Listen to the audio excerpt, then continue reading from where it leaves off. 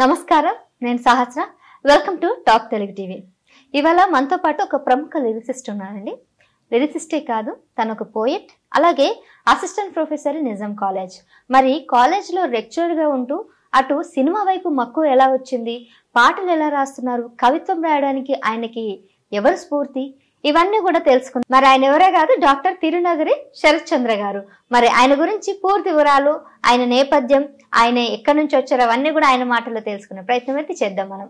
నమస్తే అండి. నమస్తే మేడం. ఎలా ఉన్నారు సార్? బాగున్నాను, మీరు బాగున్నారా? నేను బాగున్నాను.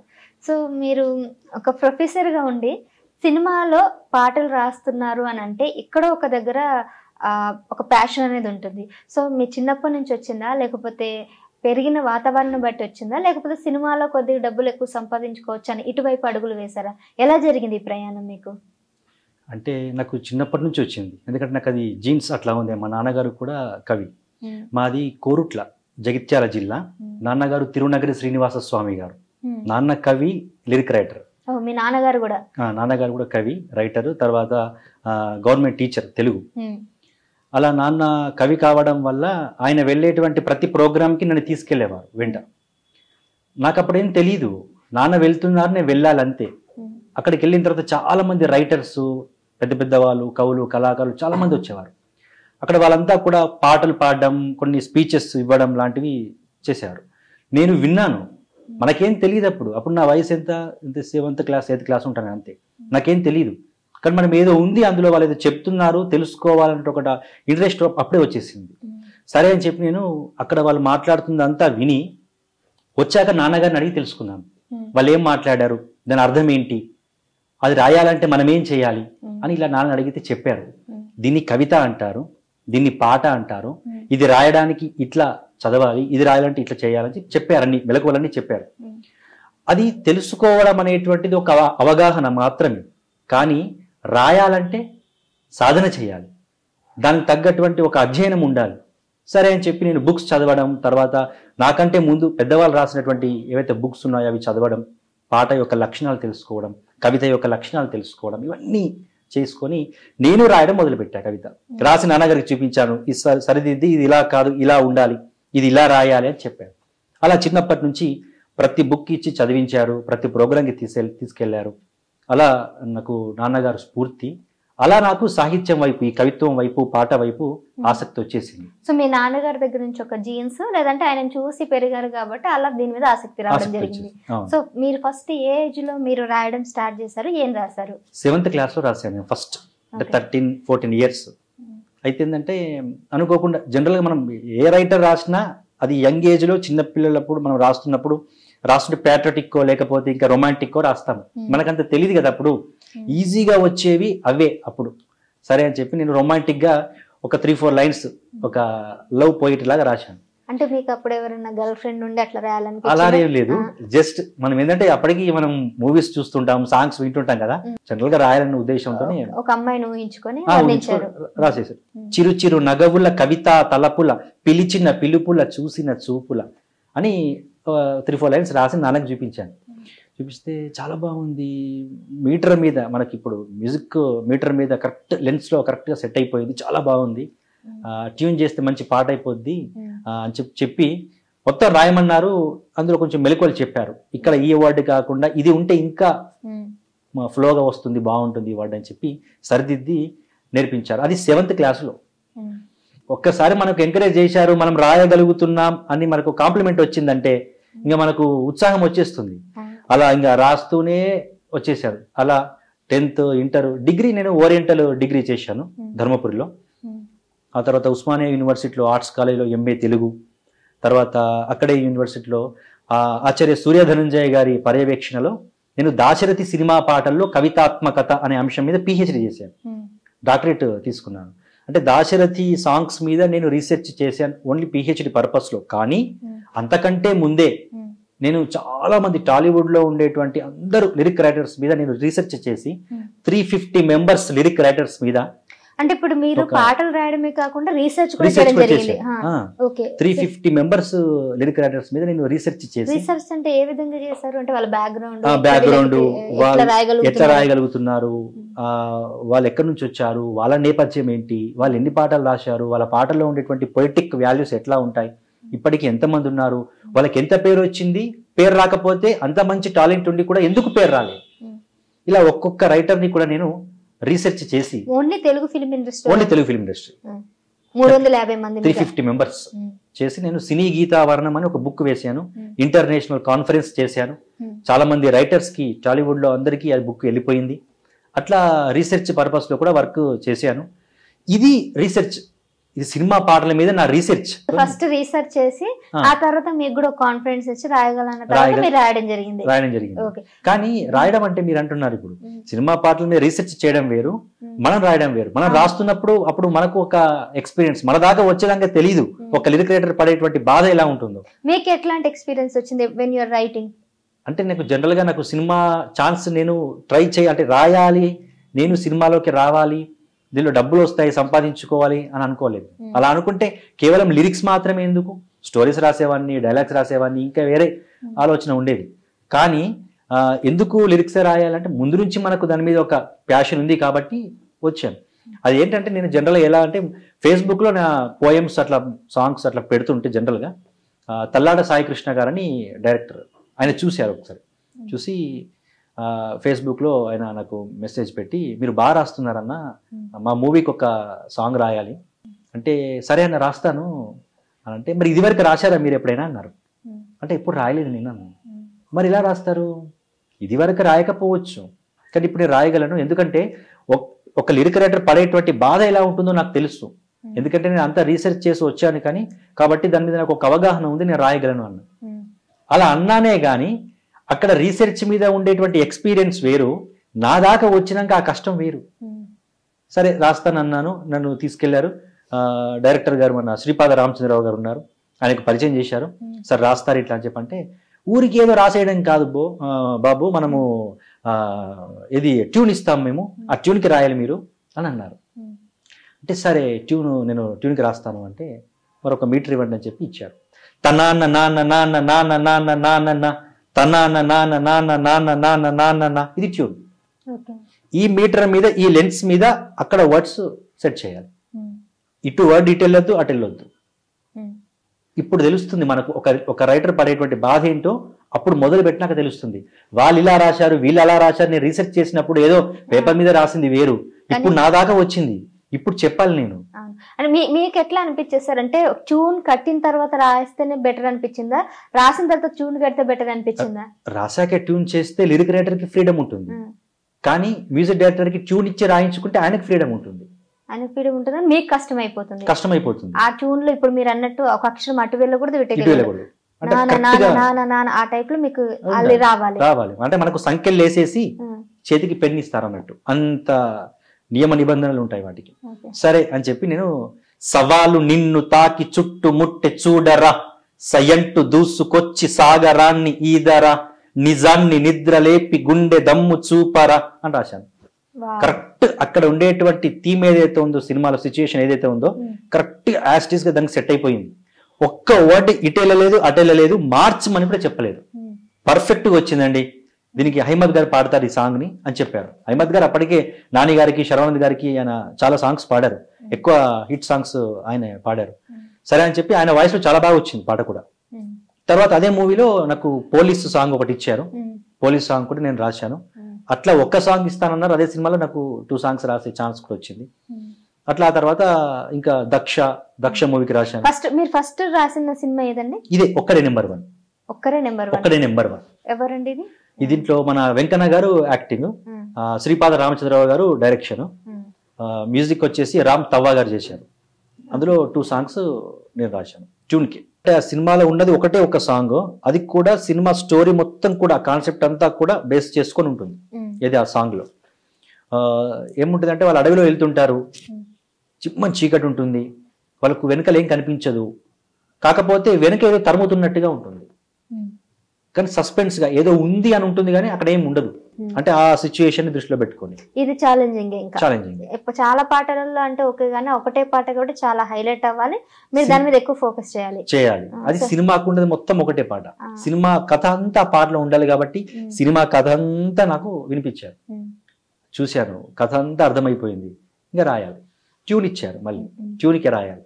సరే అని చెప్పి మొదలుపెట్టి చిత్తి రగిలేనేమో నీలో నాలో ఊగే ఊపిరిగా కథ మిగిలేనేమో నీది నాది సాగే చీకటిగా అని రాశాను. చుట్టూ ఏం కనబడట్లేదు, కాకపోతే లోపల గుండెలో దడదడగా ఉంది, వెనక ఏదో తరుముతుంది అన్నట్టుగా ఉంది, ఒక భయం అనేటువంటిది, ఒక ఆందోళన అనేటువంటిది వాళ్ళలో ఉంది. ఏదో వాళ్ళకు దయ్యము భూతము తరుముతోంది అన్నట్టుగా వాళ్ళు భయపడుతుంటారు. అది ఆ సిచ్యువేషన్ తగ్గట్టుగా రాశాను. పల్లవి అంతా ఓకే అయిపోయింది. చరణాలు రాసిన తర్వాత బాలేవన్నారు, మళ్ళీ మార్చండి అన్నారు, మళ్ళీ రాశాను, మళ్ళీ మార్చండి అన్నారు. అట్లా 3-4 టైమ్స్ పల్లవి ఓకే చేశారు, కానీ చరణాలు మళ్ళీ మార్చాల్సి వచ్చింది. చివరికి చరణాలు ఓకే చేశారు.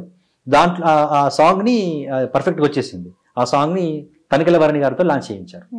తనికెళ్ళ భరణి గారు చూసి ఆ సాంగ్ అంతా ఒకసారి చూశారు, ఆడియో విన్నారు. విన్న తర్వాత ఎవరు రాశారు అన్నారు. ఈయనే రాశారని చెప్పి నన్ను పరిచయం చేశారు. మీరు పోయెట్ కదా అన్నారు. అంటే అవును. మీరేం పని చేస్తారు, లెక్చరరా అన్నారు. అవును సార్ అన్నారు. ఎలా చెప్పారు సార్ అని నేను అన్నాను. ఈ వర్క్లో తెలిసిపోతుంది, ఈ రైటింగ్స్లో తెలిసిపోతుంది. మామూలుగా ఏదో ప్యాషన్తో పాటలు రాయాలని వచ్చినటువంటి వాళ్ళ పరిస్థితి వేరు, బాగా చదువుకొని బుక్ రీడింగ్ మీద ఒక ఎక్స్పీరియన్స్ ఉండి ఒక లెక్చరర్గా పనిచేస్తూ ఏదైతే ఆ సాహిత్యపు విలువలు ఉంటాయో ఆ విలువలతో రాయడం వేరు. ఆ పాట ఇట్టే తెలిసిపోతుంది, ఈ పాట కూడా అట్లే తెలిసిపోతుంది అన్నారు ఆయన అన్నారు. అది బెస్ట్ కాంప్లిమెంట్. నిన్నే రాశాను సార్ అంటే చాలా బాగుంది, ఇందులో ఈ 2 లైన్స్ నాకు ఇంకా బాగా నచ్చాయని చెప్పి వాళ్ళంతా చుట్టూ, అంటే వాళ్ళకు తిరుగుతుంటారు అడవుల్లో, ఎదురుగా ఏమో కనిపిస్తుంటుంది నీడ, అది కనబడి ఇంటర్ మాయమైపోతుంది ఆ సినిమాలో. చెవికి ఏదో వినిపిస్తుంటుంది వాళ్ళకి, కానీ మళ్ళీ వెంటనే వినిపించదు. ఆ విషయాన్ని దృష్టిలో పెట్టుకొని కనిపించని దృశ్యమేదో కళ్ళ ముందే ఉందా, వినిపించని శబ్దమేదో వినబడుతుందా అని రాశాను. దృశ్యం అంటేనే కంటికి కనిపించేది, బట్ అది కనిపించినట్టుగా ఉంది. శబ్దం అంటేనే చెవులకు వినిపించేది, బట్ అది వినిపించినట్టుగా ఉంది. చాలా బాగున్నాయి ఈ లైన్స్, కరెక్ట్గా సినిమాటిక్ సరిపోయేటట్లుగా ఉన్నాయి, బాగున్నాయని మెచ్చుకున్నాను. అట్లా అది ఆ మూవీకి రాయడం జరిగింది. తర్వాత చాలా కలియుగ భగవాన్ మూవీకి రాశా, డివోషనల్గా 6 సాంగ్స్ రాశాను అందులో. తర్వాత ఇప్పుడు ఏది మన కలవరమాయ మదిలో మూవీలో ఐటమ్ సాంగ్స్ రాశాను నేను, గీతా మాధురి గారు పాడారు ఆ సాంగ్స్. ఇట్లా 4 మూవీస్ అట్లా రిలీజ్ అయ్యాయి. ఇంకా 4 మూవీస్ అట్లా ఇప్పుడు రిలీజ్కి రెడీగా ఉన్నాయి. శర్వానంద్ గారిది బిగ్ ప్రాజెక్ట్ కూడా, శర్వానంద్ గారిది వాళ్ళది ఒక బిగ్. సో ఇప్పుడు మొత్తం ఎన్ని సినిమాలకి మీరు పాటలు రాశారు? నేను 11 సినిమాలకు రాశాను. మొత్తం తెలుగు సినిమాలకి. ఎప్పుడైనా ఇతర భాషలకి రాసే అవకాశం? ఇతర భాషలకి రాయలేదు, అంటే లైక్ డబ్బుడ్ మూవీస్ వచ్చి మీకు రాయమంటారు కదా అట్లా? డబ్బింగ్ ఏం రాలేదు, కాకపోతే ట్యూన్స్ ఇస్తారు, ఒరియా ట్యూన్స్, తర్వాత తమిళ్ ట్యూన్స్ ఇచ్చి, ఆల్రెడీ అందులో మనకు తమిళ్ సాంగ్ ఉంటుంది, తమిళ్ సాంగ్లో ఆ ట్యూన్ తీసుకొని ఆ సిచ్యుయేషన్ తీసుకొని రాయమంటారు. దీన్ని ట్రాన్స్లేషన్ అనలే మనం, మీరు అన్నది డబ్బింగ్. యాస్టీస్గా ఆ లాంగ్వేజ్లో ఏముందో మీనింగ్ ఇందులో దించేయడమే డబ్బింగ్. కానీ ఇక్కడ అలా కాదు, ట్యూన్ ఇస్తారు, యాస్టీస్గా అదే ట్యూన్ ఉంటుంది, కానీ మీ ఇష్టం ఏదైనా మీనింగ్ రాసుకోవచ్చు. కానీ ఆ ట్యూన్లోనే కావాలన్నప్పుడు మనం ఏం చేయాలంటే యాస్టీస్గా అదే లిరిక్స్ రాసుకోవాలి, తమిళ్ ట్యూన్ని తెలుగులో రాసుకొని ఆ తెలుగు మీటర్కి ఆ తమిళ్ ట్యూన్కి అక్కడ ఉండేటువంటి సీన్కి మనకు అర్థమై మనం ఒక సన్నివేశాన్ని అర్థం చేసుకొని రాయాలి.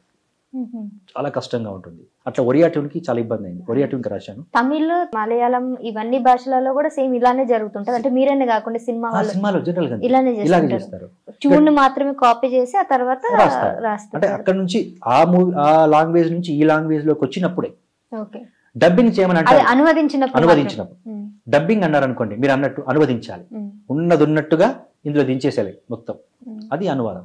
ఇది నేను ఒరియా ట్యూన్కి రాశాను. శుభలగ్నం 2 అని మూవీ వస్తుంది మనకు, శుభలగ్నం ఓల్డ్ మూవీ ఉంది కదా, ఆమని గారు జగపతి బాబు గారు.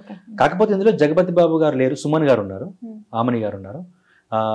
సేమ్ కాన్సెప్ట్ అంతా కొంచెం అది ఫ్యామిలీ ఎంటర్టైన్మెంట్ మూవీ. దాంట్లో పెళ్లి పాట రాయమన్నారు. రిలీజ్ రెడీగా ఉంది, నెక్స్ట్ మంత్ ఇప్పుడు లాంచ్ ఉంది, ఆడియో లాంచ్ ఉంది. దాంట్లో ఒకటి పెళ్లి పాట రాయమన్నారు. హీరో హీరోయిన్స్ కొత్త వాళ్ళు ఉన్నారు. పెళ్లి పాట రాయమంటే సరే అని చెప్పి అన్నాము. కాకపోతే ఏంటంటే మజుందార్ అని ఒరియా మూవీ మ్యూజిక్ డైరెక్టర్, ఆయన ఏమన్నారంటే నా దగ్గర ఒకటి ఒరియా ట్యూన్ ఉంది, అది నేను ఇస్తాను, అందులోనే ఆ ట్యూన్ మీదే రాయాలన్నారు. ఆ Oriya lyrics as it is గా ఉన్నాయి అవి, కాకపోతే అవి మీరు వాడొద్దు, ట్యూనే తీసుకొని, అంటే ఆ ట్యూన్ ఏదైతే మీటర్ ఉందో ఆ మీటర్ అంతా రాసుకొని దానికి తెలుగు లిరిక్స్, మనసులు సందడి చేసేను మమతలు పందిరి వేసేను అని, ఇల్లంతా వెన్నెల విరిసేను పెళ్ళంటే ముంగిలి మెరిసేను అని రాశాను. ఆమని గారికి బాగా నచ్చింది సాంగ్. షూట్లో ఉన్నప్పుడు ఎవరు రాశారు ఈ పాట, ఒకసారి నాకు లిరిక్ రైటర్ గారిని పరిచయం చేయండి అని అన్నాను. అంటే ఇంకా రమేష్ రాజా గారు డైరెక్షన్ దానికి, ఆయన శరత్ గారు మీరు రావాలి అని అంటే నేను వెళ్ళాను. ఎంత బాగా రాశారండి, చాలా బాగుంది అనకూడదు కానీ శుభలగ్నం మూవీలో నాకు సిరివెన్నెల సీతారామ శాస్త్రి గారు చిలక ఏ తోడు లేక సాంగ్ రాశారు అనిపించారు. అంటే మీకు అట్లాంటి అంత పేరు రావాలని చెప్తున్నాను, అంత ఆ లెవెల్లో నాకు నచ్చాయి ఆ లిరిక్స్ అని మంచి కాంప్లిమెంట్ ఇచ్చారు. సుమన్ గారు మెచ్చుకున్నారు. భానుచంద్ర గారు ఉన్నారు కదా, హీరో భానుచంద్ర గారు, ఆయన కూడా అందులో ఫాదర్ క్యారెక్టర్ లో ఉన్నారు. అందులో ఒకటే పాట, మిగతా ఒక సాంగ్ ఏది ఉంది అది వేరే వాళ్ళు రాశారు. అట్లా సెట్ అయిపోయింది. ఇప్పుడు వారిదే, ఇప్పుడు వందే మాతరం శ్రీనివాస్ గారు ఉన్నారు కదా, వారి మ్యూజిక్ లోనే గిరిపుత్రిక అని ఈ మూవీకి రాస్తున్నాను. అది ఓకే అయిపోయింది. బట్ ఇంకా సాంగ్స్ ఇంకా రికార్డింగ్ కాలేవు. అది ఇంకా అది కొంచెం టఫెస్ట్ అనుకోవాలి. ఎందుకంటే చాలా పెద్ద రైటర్స్ ఉన్నారు దాంట్లో. అనంత శ్రీరామ్ గారు, సుద్దాల అశోక్ తేజ గారు, ఇట్లా చాలా మంది రైటర్స్ తో కలిసి. ఒకే సినిమాకి 4-5 రైటర్స్ పెట్టి సినిమా తీస్తూ ఉంటారా జనరల్ గా? దానిలో రెండు ఉన్నాయి. ఒకటి బడ్జెట్ బట్టి, రెమ్యునరేషన్ సింగిల్ కార్డ్ ఇచ్చేద్దాము, కొత్త వాళ్ళు కదా రాస్తారు, మనం తక్కువ రెమ్యునరేషన్ ఇవ్వచ్చు అని అనుకుంటారు. కొత్త వాళ్ళు ఎలా రాస్తారు చూద్దాం, వాళ్ళ ఐడియాలజీ ఎట్లా ఉందని. లేదు, ఈయన ఇది రాయని, ఈ థీమ్ ఆయన రాస్తేనే బాగుంటుంది, ఇది ప్రోగ్రెసివ్ లేదా ఇది ఫోక్, ఇది ఆయన రాస్తే బాగుంటుంది, ఇది ఆయనకి ఇద్దాం, ఇది మీరు రాయండి అని వాళ్ళకి తెలుస్తుంటుంది కదా. ఇదివరకే చాలా సాంగ్స్ రాసుంటారు కాబట్టి ఏవి హిట్ సాంగ్స్ వచ్చాయి, వాళ్ళు ఏదైతే రాయగలుగుతారో ఆ జనర్లో వాళ్ళతో రాయిస్తారు. మాకు ఒకటి ఇస్తారు, వాళ్ళకి ఒకటి ఇస్తారు, అలా వాళ్ళు వీళ్ళని బట్టి. సో మీకు అసలు ఇన్స్పిరేషన్ ఎవరండి ఇందులోకి రావడానికి? మీ ఫాదర్ ని చూసి ఎలాగో నేర్చుకొని రావడం జరిగింది, కానీ మూవీ ఇండస్ట్రీలో రావాలని ఒకరు అనిపిస్తుంది కదా, అట్లా ఎవరు? సీతారామ శాస్త్రి గారు. ఓకే, సిరివెన్నెల సీతారామ శాస్త్రి గారు అంటే నాకు రోల్ మోడల్. చిన్నప్పటి నుంచి వారి పాటలు వింటున్నాను నేను. అసలు ఒక్కొక్క పాట పొయిటిక్ వాల్యూస్, అంటే మనకి ఏంటంటే ఒక పాట చెప్తున్నప్పుడు ఏదైనా ఒక ఉదాహరణ, మనం ఒక భావాన్ని చెప్తున్నప్పుడు దానికి కొన్ని ఉదాహరణలు ఇవ్వాలి. ఉదాహరణతో పాటు ఇచ్చి ఇది ఇలా ఉండాలి అని అన్వయించి చెప్తారు. అట్లా నాకు శాస్త్రి గారు అంటే చాలా ఇష్టం. వారి పాటలు కూడా వింటుంటాను. సో ఇంకా ఎవరు మీకు బాగా ప్రోత్సహించారు మీరు ఇండస్ట్రీకి వచ్చిన తర్వాత, ఎంకరేజ్ చేశారు? తనిఖీల భరణి గారు, ఇప్పుడు తల్లాడ సాయి కృష్ణ గారు, సుద్దాల అశోక్ తేజ గారు. సుద్దాల అశోక్ తేజ గారు మాకు ఫ్యామిలీకి చాలా దగ్గర, మా నాన్నగారికి ఫ్రెండ్. అంటే పాట మనం రాస్తున్నప్పుడు ఎట్లాంటి జాగ్రత్తలు తీసుకోవాలి, ఎంత పేషెన్స్ ఉండాలి, ఇట్లాంటివన్నీ కూడా ఆయన చెప్పేవారు. మీరు ఎంత టైం పడుతుందండి ఒక సాంగ్ రాయడానికి? డిపెండ్ ఆన్ ట్యూన్ అంటారా? అంతే, ట్యూన్ బట్టి. కాకపోతే మనకు ఒక్కోసారి ఏమవుతుందంటే కష్టమైన పాట రాయాల్సి వచ్చినప్పుడు ఈజీగా అయిపోతుంది, ఈజీ పాట రాయాల్సి వచ్చినప్పుడు కష్టం అయిపోతుంది. ఎందుకని? అదంతే. ఎందుకనంటే అర్థం కాని పదాలు వేయాలండి, అర్థం కాని పదాలు ఏమో రాయాలి. మీకు ఎగ్జాంపుల్ ఏదైనా చెప్తాను. ఒకటి, వేటూరి గారు మీకు తెలుసు, వేటూరి సుందరమూర్తి గారు, ఆయన ఒకటి రెబల్ స్టార్ కృష్ణంరాజు గారికి ఒక సాంగ్ రాశారు. ఆయన రాసినప్పుడు, సార్ మాకు సాంస్క్రిట్ వర్డ్స్లో కావాలి, టోటల్ సాంస్క్రిట్ వర్డ్స్లో మాకు ఒక సాంగ్ కావాలన్నారంట. ఓకే టోటల్ సాంస్క్రిట్ వర్డ్సా అన్నారంట. అవునంటే ఓకే సరే అని చెప్పి 5 minutesలో సాంగ్ రాసి ఇచ్చారు. తక తకిట చకిత పద యుగల నికట గంగా జటిత మకుటకట నిగల హరిహరాంచిత సదా సలిత నీహిరగల సాంగచ్చట నిటల చంద్రకళ అని రాశారంట. ఏంటండి ఇది అంటే, ఇది మీరు సాంస్క్రిట్లో అడిగారు కదా, దీనికి అంత మీనింగ్ ఉంది. లార్డ్ శివ ఆయన ఎట్లా ఉన్నాడు ఏంటి, ఆయన శివతాండవం ఏంటి, ఇదంతా ఉంది, రాసేసారు. అవతలకి అర్థం కాదు కాబట్టి దాన్ని ఏం పాయింట్ అవుట్ చేయాలో కూడా తెలియదు కాబట్టి సైలెంట్ గా తీసుకెళ్ళిపోతారు. ఎలాగైనా రాసే టాలెంట్ ఉందండి. ఇప్పుడు వెంట్రుకలు ఉన్న కొప్పు ఎటు ముడిచినా గానీ ముడిచి పెట్టొచ్చు, అట్లా ఆయనకు నాలెడ్జ్ ఉంది, ఎలానే రాయొచ్చు. ఇక్కడ ఈ పాట రాయడానికి కష్టం అనిపించాలా?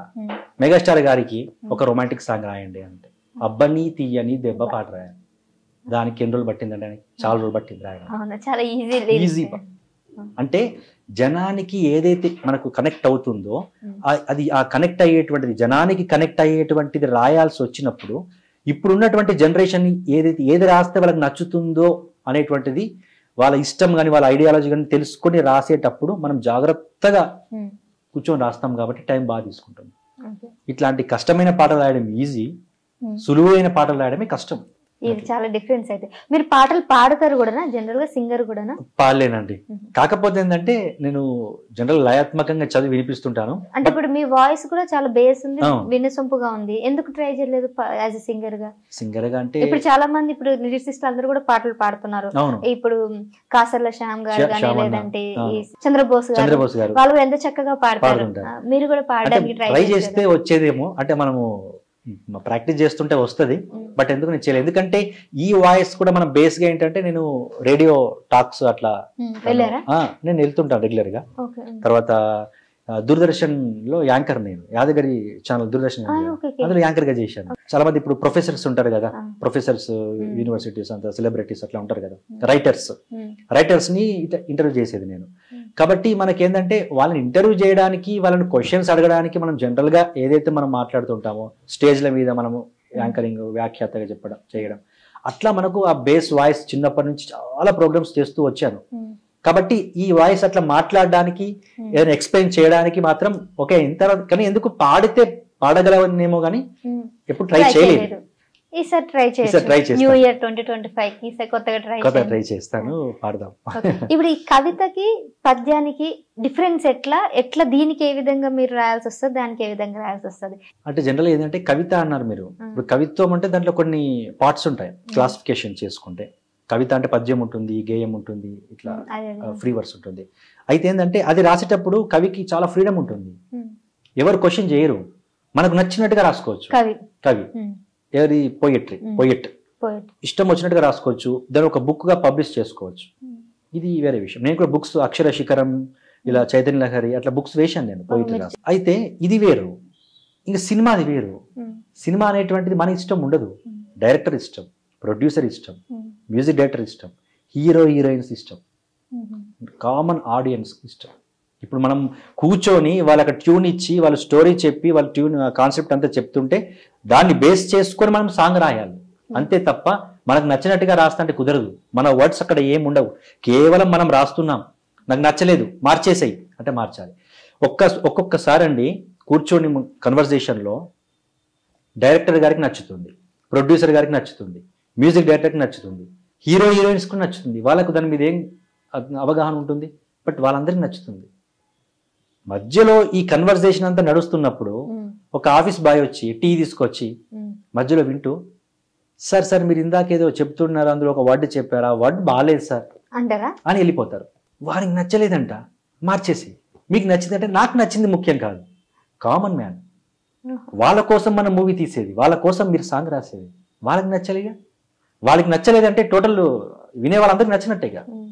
కాబట్టి మనది ముఖ్యం కాదు కదండి రైటర్ గారు, మీరు మార్చేసేయండి.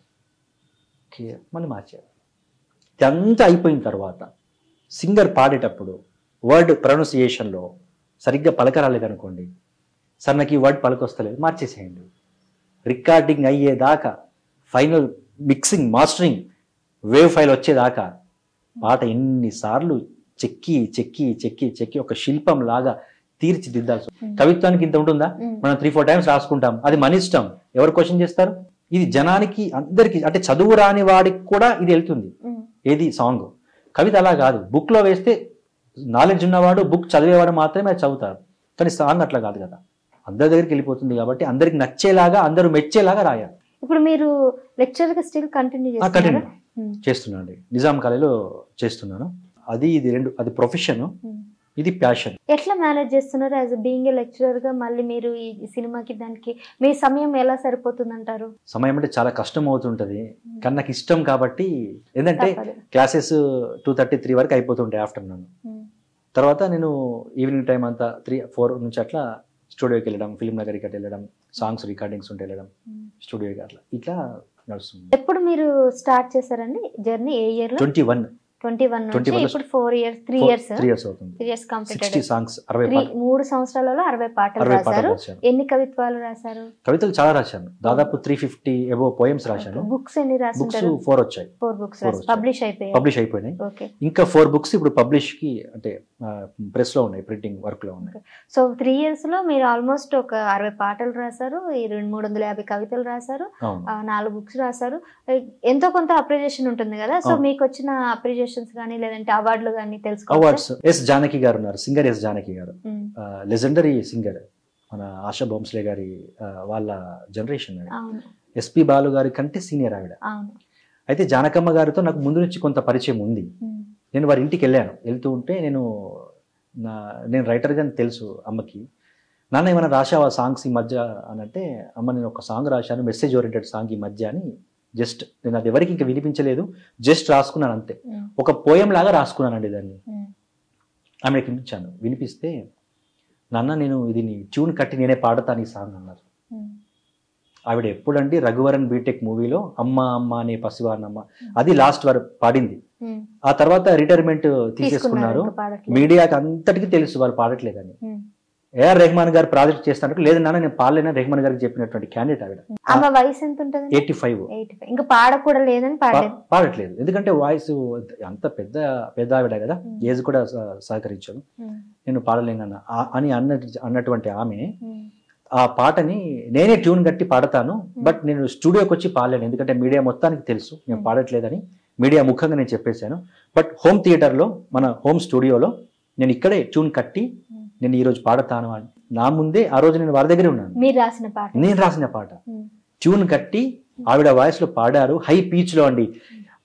ఇది అందరికి తెలుసు, ఇండియా మొత్తం మీదుగా ఇండియాలో ఆల్ సింగర్స్, అది Bollywood, Hollywood, Tollywood, all singers లో ఎక్కువగా హై పీచ్ లో పాడేటువంటి సింగర్, ఫీమేల్ సింగర్ అంటే ఎస్ జానకి గారు. ఈ మాట లతా మంగేష్కర్ గారే అన్నారు. ఆవిడ పాడలేనటువంటి పాటను కూడా ఆవిడ పాడేశారు. అటువంటి ఆవిడ 85 years లో, ఆ ఏజ్ లో నా సాంగ్ పాడారండి హై పీచ్ లో. అది నేను అమ్మ మీరు అన్నట్టుగా మీడియా ముఖంగా చెప్పారు కాబట్టి నేను ఆ సాంగ్ ని నా ఛానల్ అప్లోడ్ చేసుకుంటాను. బయటకి వేరే ఏ ఛానల్ కి ఆదిత్య మ్యూజిక్ అట్లా ఏమి ఇవ్వను, నా ఛానల్లో చేసుకుంటాను అని చెప్పాను. మీ ఛానల్ పేరేంటి? తిరునగరి శరత్ చంద్ర అఫీషియల్. బట్ ఏంటంటే ఆవిడ మన బ్యాక్గ్రౌండ్ మ్యూజిక్ పెట్టకుండా ఓన్లీ జస్ట్ తన వాయిస్ లోనే పాడేశారు. రిటైర్మెంట్ తీసుకున్న తర్వాత ఆవిడ ఫస్ట్ పాడిన పాట ఏదైందంటే మీదే, ఇంకా నాదే. అలల ఓలే అడుగులెత్తి సాగిపోని నీ గమనం, హిమాలయమై చేతులెత్తి నిలబడాలి నీ ధైర్యం, ఆశయాలే ఆవిరైతే మనుగడేది మనిషికింకా, అలుపు లేక మలుపు రాక విజయ మార్గం దొరకదింకా అని రాశాను. చాలా బాగుంది నాన్న. నేను ఎంతో మంది రైటర్స్ కి పాడాను. నాకు వేటూరి గారు, సిరివెన్నెల గారి సాంగ్స్ వారు నా పక్కన కూర్చొని స్టూడియోలలో ఉండేవారు. అలా అనిపించింది నాకు, చాలా బాగుంది. అంత గొప్ప రైటర్ కావాలని నా బ్లెస్సింగ్స్ ని కానీ మెచ్చుకున్నారు, గట్టి హగ్ చేసుకొని ముద్దు పెట్టారు. అది నాకు లైఫ్ లో నేను మర్చిపోలేనండి, బిగ్ అచీవ్మెంట్ అది. తర్వాత నేను ఇది మన మధ్యప్రదేశ్ గవర్నమెంట్ వాళ్ళు అఖిల భారత భాషా సాహిత్య సమ్మేళనం వాళ్ళు అవార్డ్స్ ఇస్తారు. ఎవ్రీ లాంగ్వేజ్ నుంచి, ఇండియాలో ఉన్నటువంటి ఒక్కొక్క లాంగ్వేజ్ నుంచి ఒక్కొక్క రైటర్ని సెలెక్ట్ చేసి ఇస్తారు. తెలంగాణ నుంచి నన్ను సెలెక్ట్ చేశారు.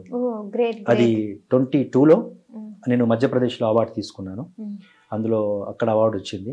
తర్వాత మన ఇది యువ కవి పురస్కారం మన కరీంనగర్ డిస్టిక్లో ఇచ్చారు. అలిశెట్టి ప్రభాకర్ పురస్కారం మొన్న తీసుకున్నాను. అంతేకాకుండా ఇప్పుడు మన ఒక్కడే నెంబర్ 1 మూవీకి నేను రాసిన సాంగ్ ఉంది కదా, ఆ సాంగ్ అది సవాలు నిన్ను తాకి చుట్టుముట్టే చూడరా. ఆ సాంగ్కి ఇప్పుడు special jury award, R V Ramanamurthy గారి స్పెషల్ జ్యూరీ అవార్డుకి సెలెక్ట్ అయ్యింది. ఇప్పుడు రామాయణ స్టూడియోలో January 4th అవార్డు తీసుకుంటున్నాను. నాతో పాటు best music director MM Srilekha గారు ఉన్నారు. తర్వాత బెస్ట్ సింగర్ గా మన సాహితీ చాగంటి గారు ఉన్నారు కదా, ఆవిడ మన కుర్చీని మడత పెట్టి సాంగ్ ఆవిడ ఉన్నారు. రైటర్ గా నేను, నాతో పాటు ఇంకా మన రాంబాబు గోసాల గారు ఉన్నారు. ఇప్పుడు 4th తీసుకుంటున్నాను. ఈ అవార్డు మీరు ఏ పాట రాసినందుకు? ఒక్కడే నెంబర్ 1 సవాలు నిన్ను తాకి చుట్టూ. అంటే ఒకసారి పాడగలరా కుదిరితే? సవాలు నిన్ను తాకి చుట్టు ముట్టె చూడరా, సయ్యంటు దూసుకొచ్చి సాగరాన్ని ఈదరా, నిజాన్ని నిద్ర లేపి గుండె దమ్ము చూపరా, పిశాచి మూకలెన్ని ఉన్న చీల్చి వెయ్యరా, తెగింపు తోడు నీకు సాహసాలు చెయ్యరా, చిరాకు చీకటింక నీకు అడ్డు రాదురా, ప్రవాహ మల్లెరారా, ఆపలేని పోరు నీది ఆగిపోని తీరు నీది, సవాలు నిన్ను తాకి చుట్టుముట్టె చూడరా. సూపర్ సార్, మీ వాయిస్ చాలా బాగుంది. మీరు పాడితే గనక చాలా మంచి సింగర్ అవుతారండి. ట్రై చేస్తాను, ఇప్పుడు కొంచెం సింగింగ్ మీద దృష్టి పెడతాను. బాగుంది వాయిస్. అండ్ ఈ పాటకి ఇప్పుడు మీకు అవార్డు రావడం అని ఫస్ట్ పాట రాసిన పాట కదా? ఫస్ట్ పాటకి మంచి అచీవ్మెంట్ వచ్చింది. ఏ ఇయర్ లో రాశారు? ఇది 21 లో రాశానండి. 21 లో రాస్తే 23 లో రిలీజ్ అయింది మూవీ. 23 రిలీజ్ అయితే 25 లో అవార్డు వస్తుంది. గ్రేట్. 60 పాటలు అనేవి అన్ని తెలుగు సినిమా ఇండస్ట్రీకి. చిన్న సినిమాలు, పెద్ద సినిమాలు, independent songs, web series, short films అన్ని ఉన్నాయి దాంట్లో. అన్ని జానర్ లో ఉన్నాయి. Romantic, tragedy, devotional, patriotic, folk, item songs, ఇవన్నీ కూడా రాశారు. సో ఇప్పుడు మీరు చెప్పిన లిస్ట్ లో మీరు జనరల్ గా ఎటువంటి థీమ్ ని రాయడానికి ఇష్టపడతారు? హారరా, లేకపోతే లవ్గా, లేకపోతే క్రైమా, లేకపోతే ఎలాంటి జోనర్ కి ఇష్టపడతారు? అన్ని రాస్తాను. ఇది అని చెప్పను, నేను ఇదే అని చెప్పాను అనుకోండి, నాకు అవే ఇస్తారు. మొన్న ఇది ఆర్పి పట్నాయక్ గారితో ఒక ఇది మూవీ డిస్కషన్లో, సార్ కొత్త మూవీ చేస్తున్నారు, ఇంకా రిలీజ్ కాలేదు అది, అయితే మళ్ళీ సెకండ్ ఇన్నింగ్స్ స్టార్ట్ చేస్తారు ఆయన. అయితే మధ్యలో ఒక ఐటమ్ సాంగ్ గురించి డిస్కషన్ వస్తే నాకు ఇచ్చారు, ఐటమ్ సాంగ్ రాశాను. ఐటమ్ సాంగ్ నేను రాసింది వాళ్ళకి బాగా నచ్చేసింది. నాకు కొన్ని వర్డ్స్ ఇచ్చారు, ఈ వర్డ్స్లో రావాలి, ఈ ఫ్రూట్స్ ఉంటాయి, ఇవి ఉంటాయి, ఇవన్నీ చెప్పేశారు, రాశాను, వారికి నచ్చింది. తర్వాత చాలా మందికి ఆయన పరిచయం చేశారు. ఆటోమేటిక్గా చాలా మంది నన్ను ఐటమ్ సాంగ్స్కే పిలిచారు. ఇప్పుడు గీతా మాధురి గారు కూడా ఇప్పుడు మొన్న నేను రాశాను, అంటే చాలా కొంచెం తప్పలేదు, సినిమా కోసం చాలా వల్గర్గా రాయాల్సి వచ్చింది. అట్లాంటి సాంగ్స్ దాదాపు ఇప్పటికి 5 సాంగ్స్ ఐటమ్ సాంగ్స్ వచ్చాయి. అంటే మనకేందంటే ఒక్కరు ఎవరైతే పెద్ద క్యాండిడేట్ మనకు మూవీలో ఉంటారో, టాప్ మోస్ట్, వాళ్ళు ఎవరైనా పరిచయం చేస్తున్నప్పుడు ఇది బాగా రాశారండి, ఇవే రాయండి అని అన్నారు అనుకోండి, ముద్ర పడిపోతుంది. అవును, చాలా మంది ఆర్టిస్టులకు కూడా ఎవరైనా ఐటమ్ గర్ల్ లాగా చేసినా, లేకపోతే కీప్ క్యారెక్టర్స్ చేసినా, లేకపోతే గే క్యారెక్టర్ చేశారనుకో, అది హిట్ అయింది అనుకో, వరుసగా పాపం అదే క్యారెక్టర్స్ పడతాయి. మన ఇండస్ట్రీలో ఉన్న ఒక దౌర్భాగ్యం ఇదే. అదే అండి. ఇప్పుడు సుద్దాల అశోక్ తేజ గారు ఉన్నారు. అశోక్ తేజ గారు అనగానే చాలా మందికి ప్రోగ్రెసివ్ తెలుసు. ఒసై రాములమ్మ, దాసరి నారాయణరావు గారు, ఆర్ నారాయణమూర్తి గారు, ఇట్లాంటి వాళ్ళ మూవీస్ కి చాలా రాశారు ఆయన. కొంతకాలం ఆయనకు అదే ముద్ర పడిపోయింది, అవి మాత్రమే రాయగలరా అని. తర్వాత ఫిదా ఇట్లాంటి మూవీస్ మెల్లగా వచ్చిండే. తర్వాత రొమాంటిక్ సాంగ్స్, లవ్ స్టోరీలో సారంగ దర్యా, మన RRR లో కొమురం భీముడు, ఇట్లా రాశారు అశోక్ తేజ గారు. అంటే ఏంటంటే అన్ని రకాలుగా రాయగలరు వాళ్ళు. కాకపోతే ఏంటంటే స్టార్టింగ్ మనం ఏ సాంగ్స్ తో అయితే బాగా హిట్ అవుతామో, కాగానే వాళ్ళు మీరు ఇది రాస్తున్నారండి, మీరు ఇదే బాగా రాయగలరు, ఇవే రాయండి అంటారు. అందుకే మన రైటర్స్ ఏమంటారంటే జనరల్ గా సినిమా అంటేనే అన్ని రకాలుగా రాయాలి, లేకుంటే పెన్ను జేబులో పెట్టుకొని ఇండస్ట్రీ నుంచి వెళ్ళిపోవాలి. లేక ఇదే రాస్తాను అంటే అదే అట్లాంటి థీమ్కి రాయాల్సి వచ్చినప్పుడే పిలుస్తారు. అట్లాంటివి జనరల్గా వస్తాయని గ్యారెంటీ ఏంటి?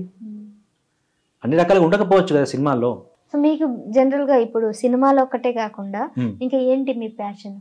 జనరల్ గా మనం సాంగ్స్ రాయడమే, బట్ రాయడంలో కూడా మనం ఏంటంటే కొంచెం మెసేజ్ ఇవ్వడానికి, ఇప్పుడున్నటువంటి సొసైటీ, ఇప్పుడు మన ఒక సిచ్యువేషన్ జరిగింది అనుకో, జనరల్గా ఏదైనా అట్లాంటి సాడ్ మూమెంట్లో ఆ సిచ్యువేషన్ తగ్గట్టుగా మనం కొంచెం ఈ పాట రాస్తే కొంచెం వాళ్ళకి మెసేజ్ వస్తుంది, కొంచెం ఎంకరేజ్మెంట్ ఉంటుంది అన్నట్టుగా ఉంటే అప్పుడు మనం దానికి తగ్గట్టుగా ఆ సాంగ్ రాసి రిలీజ్ చేయడం లాంటివి. ప్రైవేట్ ఆల్బమ్స్ చేశాను, చాలా ఇండిపెండెంట్ సాంగ్స్, ప్రైవేట్ ఆల్బమ్స్ చేశాను. అట్లా మీకు బాగా పేరు తెచ్చింది ఏదైనా ఉందా? ప్లానెట్ రెడ్ మ్యూజిక్ అని వెంకటేష్ ఉపాల గారు, ఆయన పాప్ సింగర్. ఆయన ఎట్లా అంటే మన ర్యాప్, ఎక్కువ ర్యాపే చేస్తారు. అట్లా కొన్ని పప్ సాంగ్స్ రాయించాను నాతో. కొద్ది రోజులు ఆ ముద్ర పడిపోయింది. జిల్లంది దిల్లే, ఒల్లంతా జల్లే గిల్లే, రమ్మంది కల్లే, చేతుల్లో పొంగే నేడ రాశాను. ఆడాలి డిస్కో అని ఇట్లా అంతా రాశాను. ఆ సాంగ్ చాలా మంచి వైరల్ అయింది. December 31 వచ్చిందంటే ఆ సాంగ్ బాగా మోగిపోతుంది. పబ్ సాంగ్లో అంటే పబ్లో కూడా వాళ్ళు చాలా మంది ఈ సాంగ్స్ మీద బాగా డ్యాన్స్ చేయడం లాంటివి. కొద్ది రోజులు ఏమైపోయిందంటే ఇవి మాత్రమే రాయగలుగుతాడేమో, ఇవి రాయండి అట్లా వచ్చాయి. వదిలేండి, ఇండిపెండెంట్ సాంగ్స్ చాలు, మనం సినిమాటిక్ గా చూస్తున్నాం, సినిమాకి రాయాలనుకుంటున్నాం, సినిమా గ్లామర్ వేరు, ఇది వేరు. బట్ రైటింగ్ ఏదైనా రైటింగే, సాంగ్ కాబట్టి రాసేవాడిని, కానీ అప్పుడప్పుడు వీళ్ళని బట్టి. సార్ మరి మీరు ఇప్పటి వరకు చాలా చేయడం జరిగింది, ఈ పాటలు కానీ, కవితలు కానీ, లేదంటే బుక్స్ కానీ. సో వీటన్నిటికీ మీకు ఏదైనా అరుదైన గౌరవం దక్కిందంటారా? ఎట్లాంటి గౌరవం అంటే పురస్కారాలు ఇట్లా రావడం, అంటే అవార్డ్స్ రావడం వచ్చాయి. కాకపోతే మనకి ఏంటంటే నేను ఉస్మానియా యూనివర్సిటీలో PhD స్కాలర్గా ఉన్నప్పుడు 2019లో దాశరథి గారి మీద నేను PhD చేశాను కదా. పొట్టి శ్రీరాములు తెలుగు యూనివర్సిటీ వాళ్ళు, నాంపల్లి వాళ్ళు నన్ను గెస్ట్గా పిలిచారు. ఒక యూనివర్సిటీ స్టూడెంట్ని నేను అప్పుడు. ఒక యూనివర్సిటీకి నేను చీఫ్ గెస్ట్కి వెళ్ళాను. ఓహో, అది నా లైఫ్లో బెస్ట్ అచీవ్మెంట్. గ్రేట్. అది నేను ఇది చాలా పెద్ద గౌరవం. చాలా పెద్ద గౌరవం. అది నేను లైఫ్లో మర్చిపోలేను. ఎందుకంటే అక్కడికి చాలా మంది స్టూడెంట్స్ వచ్చి కూర్చున్నారు ఏది నేను మాట్లాడుతున్నప్పుడు. ఆ కూర్చున్న వాళ్ళంతా కూడా నా క్లాస్మేట్స్. అట్లా స్టేజ్ మీద రిజిస్ట్రార్ గారు, వీసీ గారు, పెద్ద పెద్ద వాళ్ళు ఉన్నారు అక్కడ. అంత పెద్ద వాళ్ళ మధ్యన కూర్చుని నాకు అంటే ఈరోజు మన స్పెషల్ గెస్ట్ ఉన్నారు, వారు మాట్లాడతారు అని చెప్పి స్పెషల్గా ఏది నాతో ఆ టాక్ మాట్లాడించారు. చాలా గౌరవంగా చూసుకున్నారు. అది నా లైఫ్లో మర్చిపోలేను. అంటే ఒక యూనివర్సిటీకి స్టూడెంట్గా ఉంటూ ఇంకొక యూనివర్సిటీకి గెస్ట్గా వెళ్ళేటువంటి అవకాశం రావడం నా లైఫ్లో అది ఒక అరుదైన గౌరవంగా నేను భావిస్తాను. ఓకే. అండ్ మీ వాయిస్ కూడా చాలా బేస్గా మీరు పాడినప్పుడు కూడా చాలా మంచిగా అనిపించింది. సో మరి మీ వాయిస్తో చాలా సభల్లో సమావేశాల్లో ఎప్పుడైనా మీరు పాటలు అయితే ఎలాగో పాడలేదన్నారు, ఎప్పుడైనా వ్యాఖ్యానించారా? చాలా ఇచ్చాను, లెక్కలేనండి. అవునా? కొన్ని వందల సభలో ఇచ్చాను. నేను మొదలు పెట్టింది 7th క్లాస్లో కదా. 7th క్లాస్ అంటే 8th క్లాస్లో అనుకుంటా. నేను ధైర్యం చేసి అప్పుడు మా ఎవరు డిస్ట్రిక్ట్ కలెక్టర్ గారు వచ్చారు మా ఊర్లో. 8th క్లాస్ అప్పుడు కలెక్టర్ గారు వచ్చారు అని చెప్పంటే నేను స్పీచ్ ఇస్తాను, ఎట్లా నేను స్పీచ్ ఇస్తానని చెప్పి 15th ఆగస్ట్కి అనుకుంటా ఫ్రీడమ్ ఫైటర్స్ అందరి గురించి నేను మాట్లాడుతూ స్పీచ్ ఇచ్చాను ధైర్యం చేసి. ఇంకా ఆ ధైర్యంలో ఏంటంటే నాన్నగారు మాట్లాడేవారు కదా, అవన్నీ స్పీచెస్ విన్నాను. చాలా మంది పెద్ద పెద్ద సభల్లోకి వెళ్ళినప్పుడు వాళ్ళు ఏం మాట్లాడుతున్నారో విన్నాను కదా చిన్నప్పుడే. మనం ఎందుకు అలా మాట్లాడలేం? మనకెందుకు వాయిస్ లేదు? మనం క్లారిటీగా మాట్లాడగలం, ప్రతి వర్డ్ కూడా చాలా స్పష్టంగా చెప్పగలం. మరి అట్లాంటప్పుడు మనం ఎందుకు మాట్లాడలేమని చెప్పి ధైర్యం చేసి స్టేజ్ మీద మాట్లాడాను. చాలా మెచ్చుకున్నారు. కలెక్టర్ గారు లేచి చాలా దగ్గర తీసుకున్నారు, మెచ్చుకున్నారు. ధైర్యం వచ్చేసింది, ఇంకా మనం మాట్లాడగలం అని చెప్పి అప్పటి నుంచి 8th క్లాస్ నుంచి స్టార్ట్ చేస్తే ఎన్ని సభల్లో మాట్లాడానో, ఎన్ని డిస్ట్రిక్ట్స్లో మాట్లాడాను, ఎన్ని స్టేట్స్లో మాట్లాడానో, రకరకాలుగా ప్రతి ప్రోగ్రామ్కి వెళ్ళేవాడిని. గవర్నమెంట్ కూడా ఇప్పటికి స్టేట్ గవర్నమెంట్ కూడా ఏ ప్రోగ్రామ్ చేసినా గెస్ట్గా పిలుస్తారు, మాట్లాడిస్తారు. చాలా మంచి కల్చరల్ మినిస్టర్ గారు పిలుస్తారు, పెద్ద పెద్ద సభలు పిలుస్తారు, వెళ్తాను, మాట్లాడతాను. అది చాలా అలవాటైపోయింది. అంటే మనం ఎంత బాగా అంటారు చాలా మంది, శరత్ గారు చాలా మంది బాగా రాస్తారు, వాళ్ళు రాసింది క్లారిటీగా ఎక్స్ప్లెయిన్ చేయాలి ఒక స్టేజ్ మీద అన్నప్పుడు చేయలేరు. మనం రాసింది బాగా ఎక్స్ప్లెయిన్ చేసినప్పుడే జనానికి ఎక్కుద్ది, లేదంటే అది అలాగే పోతుంది. బాగా ఎంతమంది అయితే బాగా రాయగలుగుతారో అంతమందికి బాగా మాట్లాడగలిగేటువంటి ఆ శక్తి ఉండకపోవచ్చు. ఆ రెండు నాకు ఉన్నాయి, అదొకటి అదృష్టంగా భావిస్తాను. సో మీరు రాయగలుగుతున్నారు, పాడగలుగుతున్నారు, వ్యాఖ్యానించగలుగుతున్నారు, ఇన్ని మల్టీ టాస్కింగ్స్ ఉన్నాయి కదా. సో ఎట్లా అనిపిస్తుంది సార్ మిమ్మల్ని ఇవన్నీ చూసినప్పుడు? హ్యాపీగా అనిపిస్తుంది. బట్ దీని వెనుక శ్రమ ఉంది, చాలా శ్రమ ఉంది, కష్టపడాలను. అంటే ఇదే కష్టం అనుకోను, ఇంకా చాలా కష్టపడాలి, ఇంకా చాలా వర్క్ చేయాలి. ఇంతే నేను చేసింది, ఇంకేం చేయాల్సింది ఏం లేదు అన్నది కాదు. ఇంకా చాలా చదవాలి, చాలా సాధించాలి. మనం ఎంత ఎదిగినా కానీ ఇంకా మనం చేయాల్సి ఉంటుంది. ఎందుకంటే సినారే గారు అంటారు, బొర్రకు తృప్తి ఉంటుంది కానీ బుర్రకు తృప్తి ఉండదు అంటారు. మనం తింటే కడుపు నిండిపోతుంది, బట్ చదివితే చాలా చదివేశాం చాలు అన్నట్టుగా ఉండదు కదా. ఎంత చదివినా, ఎంత వర్క్ చేసినా ఇంకా చేయాల్సి ఉంటుంది. అయితే ఏంటంటే మనం చాలా హార్డ్ వర్క్ చేయడం అనేటువంటి నాకు అంటే ఎర్లీ మార్నింగ్ దాకా కూర్చొని రాసుకోవడం, చదువుకోవడం, ఎక్కువ డే మొత్తం నాకు అట్లాగే గడిచిపోతుంది. క్లాసెస్ అయిపోయి అనుకోండి. ఏంటి సార్ మీ డైలీ రొటీన్ లైఫ్? నేను లేవడమే 4:35 అట్లా లేస్తాను. డైలీ లేచి చదువుకోవడం, ఒక బుక్ చదవడం, డైలీ ఒక బుక్ కంప్లీట్ చేసేస్తాను తప్పనిసరిగా. ఖచ్చితంగా చదువుతారు? తప్పనిసరి. ఎలాంటి బుక్స్ చదువుతూ ఉంటారు? ఎక్కువ పోయిటరీ బుక్స్, తర్వాత మన ఇది సాంగ్స్ కు సంబంధించినటువంటివి, తర్వాత ప్రోజ్ తక్కువ, స్టోరీస్, నవల్స్ చాలా తక్కువ. ఎందుకంటే ముందు నుంచి పొయిటిక్గా మనకు వీటి మీద కొద్దిగా ఇంట్రెస్ట్ ఉంది కాబట్టి ఇవే ఎక్కువ చదువుతాను. చదవడం, తర్వాత ఏదైనా కవిత రాయడం, లేదైనా ప్రోగ్రామ్ ఉంటే వెళ్ళడం, క్లాసెస్ చెప్పడం. క్లాసెస్ అయిపోయాయి అంటే నెక్స్ట్ మన పని ఏంటి? రవీంద్ర భారతిలో ప్రోగ్రామ్ ఉంది, వెళ్ళాలి. ఇక్కడికి వెళ్ళాలి, చిక్కడపల్లిలో ప్రోగ్రామ్ ఉంది, త్యాగరాయ గాన సభ, వెళ్ళాలి, ప్రోగ్రాంలో మాట్లాడాలి. తర్వాత రావడం, సాంగ్ ఏదైనా ట్యూన్ వచ్చిందా, డైరెక్టర్ గారు పంపించారా, రాయాలి. ఆ ట్యూన్కి రాసేసి మళ్ళీ ఎర్లీ మార్నింగ్ కల్లా వాళ్ళకి అప్పచెప్పేసారు. మీరు ఈవెన్ మ్యాగజైన్స్ లో కూడా కాలమ్స్ రాస్తారని విన్నాను.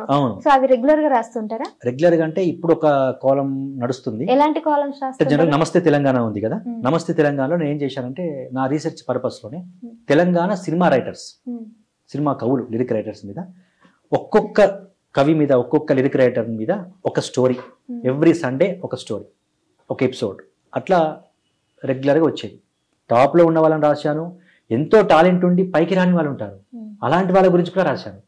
అట్లా తెలంగాణ సినిమా రైటర్స్ గురించి కాలం రాశాను. తర్వాత నవ తెలంగాణలో మన పాటల ముచ్చట అని కాలం రాశాను. ఆ పాటలో ఏం సందేశం ఉంది, ఏం అర్థం ఉంది అనేటువంటి దాని మీద ఒకటి అట్లా రాశాను. మీరు అంత చాలా ప్యాషన్ ఉంటే తప్ప ఇంత వర్క్ చేయలేము. వ్యసనం అండి, ఒక్క ముక్కలో చెప్పాలంటే వ్యసనం.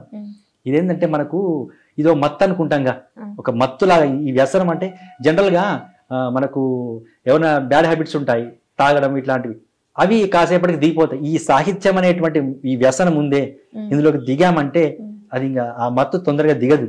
కానీ మంచి వ్యసనమే, ఇది మనతో పాటు నలుగురికి ఉపయోగపడేది, అలాగే ఆనందాన్ని ఇస్తుంది. చాలా మంచి వ్యసనం. సో వాట్స్ యువర్ గోల్స్ అంటే ఫ్యూచర్ గోల్స్? మీ ఆశయం ఏంటి? ఇప్పుడు కవిగా గుర్తింపు ఉంది, సినిమా రైటర్ గా వస్తుంది. ఇప్పుడు అంటే మనకు పొయెట్ గా, లిరిక్ రైటర్ గా ఈ రెండింటిని రెండు కళ్ళుగా చేసుకొని ముందుకెళ్ళాలి. కీరవాణి, మణిశర్మ గారు లాంటి వాళ్ళ మ్యూజిక్ లో రాయాలని ఒక లక్ష్యం ఉంది, ఒక ఆశయం ఉంది. మీకు ఇష్టమైన మ్యూజిక్ డైరెక్టర్స్ ఎవరు? మణిశర్మ గారు. మణిశర్మ గారు అంటే చాలా ఇష్టం. వారు చేసే మెలోడీకి నేను పెద్ద ఫ్యాన్. చేస్తారు చాలా, అసలు మామూలు కాదు. చాలా మంది అండి లిరిక్స్ మనకు ట్యూన్ ఇచ్చి రాయించుకుంటారు కదా.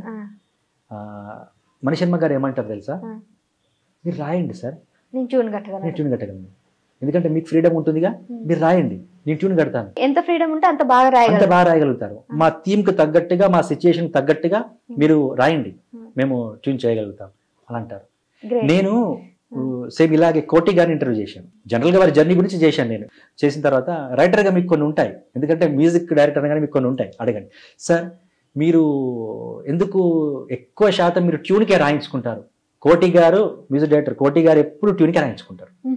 ఏ సాంగ్ అయినా, ఇప్పుడు చాలా సాంగ్స్ నాగార్జున గారికి, చిరంజీవి గారికి, వెంకటేష్ గారికి ఎన్నో మూవీస్ చేశారు. ఆయన ట్యూన్ కట్టలేరు, రాసిన దానికి ట్యూన్కే రాయించుకుంటారు. ఎందుకు సార్ అట్లా అంటే, శరత్ గారు అంటే మనం చేయలేమని కాదు, వాళ్ళ నాన్నగారు సాలవు రాజేశ్వరరావు గారు పెద్ద మ్యూజిక్ డైరెక్టర్. ఇప్పుడు దాశరథి గారు, సినారే గారు, చాలా మంది పెద్ద పెద్ద వాళ్ళు ఆయన దగ్గర వర్క్ చేశారు. మరి వాళ్ళ నాన్నగారు రాసాక ట్యూన్ చేసేటువంటి కెపాసిటీ కూడా ఉంది. మరి ఎందుకు సార్ మీరు ట్యూన్ అంటే చేయగలము, కాకపోతే ఏంటంటే మనం ఎందుకంటే అంత రిస్క్ తీసుకోవడం. నిజానికి లిరిక్ రైటర్లో టాలెంట్ ఉందో లేదో అక్కడ తెలుసుకోవాలనే ఉద్దేశంతోనే నేను ట్యూన్ ఇస్తాను. నేను అప్పుడు అర్థమైంది ఎందుకు ఆయన ట్యూన్కి రాయించుకుంటారని. ఎందుకనంటే ఇప్పుడు నేను ట్యూన్ చేయలేక కాదు, మీరు రాయండి. జనరల్గా మీరు న్యూస్ పేపర్ మ్యాటర్ ఇచ్చినా నేను ట్యూన్ చేస్తాను, జనరల్గా రన్నింగ్ మ్యాటర్ ఇచ్చినా నేను ట్యూన్ చేస్తాను. మీరు 4 మాటలు మాట్లాడండి, అతడటు వెళ్ళాడు, ఇతడటు వెళ్ళాడు అని ఉంది, దాన్ని ట్యూన్ చేసి పాడొచ్చు. అతడటు వెళ్ళాడు, ఓ ఇతడటు వెళ్ళాడు అని మనం ట్యూన్ చేసి పాడొచ్చు. పెద్ద విషయం కాదు, ట్యూన్ చేయడం పెద్ద విషయం కాదు. లిరిక్ రైటర్కి ట్యూన్ ఇస్తే సత్తా ఉందా లేదా, వాడు ఆ ట్యూన్కి రాయగలిగే దమ్ము ఉందా లేదా తెలియాలి, తెలుసుకోవాలి. అలా తెలిస్తే వాడు మనకు ఫేవరెట్గా ఉండిపోతాడు, ఎప్పటికీ మనకి దగ్గర ఉండిపోతాడు. మనకు ఒక టీంలో మెంబర్ అయిపోతాడు. మనం ఏం మూవీ చేసినా అతనికి ఇవ్వగలుగుతాం. కాబట్టి లిరిక్ రైటర్కి ఒక సత్తా ఉంటే ట్యూన్కైనా రాయగలడు అనేటువంటి ఒక నమ్మకం కలుగుతుంది. కాబట్టి ఆ ఉద్దేశంతోనే నేను మీకు జనరల్గా ట్యూన్స్ ఇస్తుంటాం మేము. సో చెప్పలేదు మీ ఆశయం?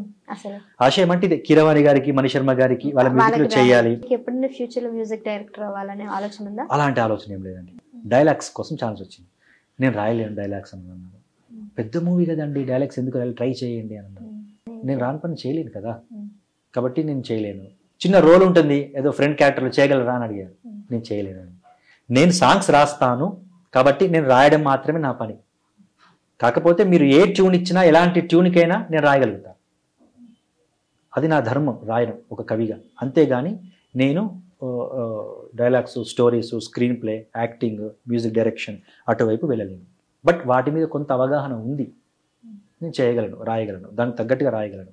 అంతేగాని నేను వేరే వాటికి దృష్టి పెట్టలేనని చెప్పాను.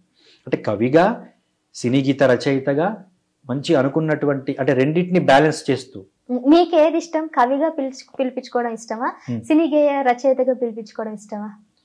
నేను ముందు కవిని, తర్వాత సినీ కవిని. కవి అయినా సినీ కవి అని పిలిపించుకోవడం ఇష్టం. కాబట్టి నాకు శరత్ చంద్ర గారు, మీ పేర్లైన ఒక మంచి కవి ఏమంటారు, కవిత్వం ఉట్టి పిలికేలాగా పేరు కూడా అలానే ఉంది. సో మీరు ఖచ్చితంగా ఏదైతే అనుకుంటున్నారో మీ ఆశయాలు కానీ మీ గోల్స్ కానీ త్వరలోనే ఈ 2025లో మీకు ఇవన్నీ కూడా నెరవేరాలని మేము మనస్ఫూర్తిగా కోరుకుంటున్నాను మా టాప్ తెలుగు టీవీ నుంచి. అలాగే ఇప్పటి వరకు రాసిన ఈ పాటలన్నిటికి కూడా మంచి అప్లాజ్ వచ్చింది. నేను కూడా ఒకసారి వింటాను. అండ్ మీ సాంగ్స్ అన్ని కూడా ఒకసారి మీ యూట్యూబ్ ఛానల్ ఒకసారి చెప్తారా? తిరునగరి శరత్చంద్ర అఫీషియల్. తిరునగరి శరత్చంద్ర అఫీషియల్లో జానకమ్మ గారు పాడినటువంటి పాట ఐ థింక్ తన రిటైర్మెంట్ అయిన తర్వాత చాలా బాగా పాడారంట హై పిచ్ లో. దాన్ని కూడా ఒకసారి చూస్తాము. అలాగే మీకు డెఫినెట్ గా ఏదైతే అనుకుంటారో అవన్నీ కూడా డెఫినెట్ గా అవ్వాలి. మీరు మంచి లిరిక్ రైటర్.